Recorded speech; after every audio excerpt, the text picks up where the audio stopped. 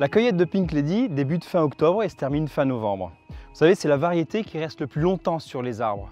Tout simplement parce qu'elle prend le temps, lentement, de développer toutes ces saveurs qui lui sont si particulières. C'est d'ailleurs la première variété de pommes à fleurir au printemps et c'est la dernière à être ramassée à l'automne. C'est pour ça que c'est une variété qui demande beaucoup plus de temps et d'attention à apporter en verger.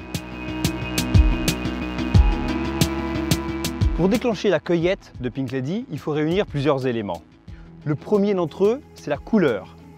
Il faut d'abord un fruit qui soit coloré sur au moins 50% de sa surface et avec une intensité de coloration dans le rose qui soit suffisante. Les autres pommes qui ne sont pas à ce stade attendront le prochain passage dans 10 jours. Il faut également vérifier la maturité physiologique du fruit.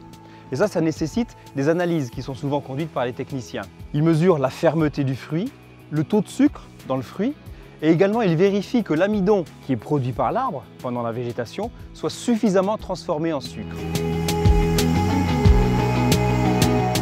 La cueillette se fait exclusivement à la main. Les consignes sont très claires et très strictes aux cueilleurs. Le geste doit être délicat, il doit être précis. On prend la pomme dans le creux de la main et pas seulement dans le bout des doigts. La pomme doit être basculée vers le haut, ce qui permet au pédoncule de se détacher tout doucement de la branche et à la pomme ne pas venir se blesser contre la branche sur laquelle elle était attachée. C'est pour ça que la récolte de cette variété est 15% plus lente que les autres. Une fois qu'elles sont déposées dans les palox, les pommes sont transportées en station de conditionnement. Là, elles vont être triées, sélectionnées et emballées. On a une étape de tri afin de n'envoyer sur les étals que les pommes qui correspondent au cahier des charges Pink Lady. Celles qui ne correspondent pas au cahier des charges ne seront pas jetées, mais elles vont être réutilisées.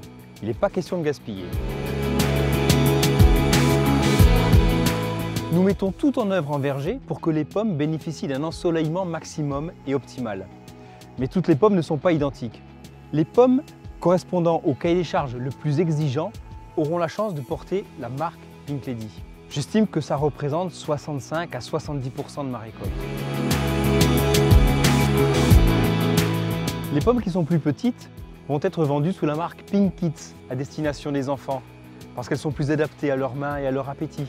Les pommes qui ont trop de défauts esthétiques, on va les utiliser pour faire des compotes ou des jus de pommes. En verger, les pommes trop abîmées sont laissées au sol et elles participent à l'alimentation organique du verger.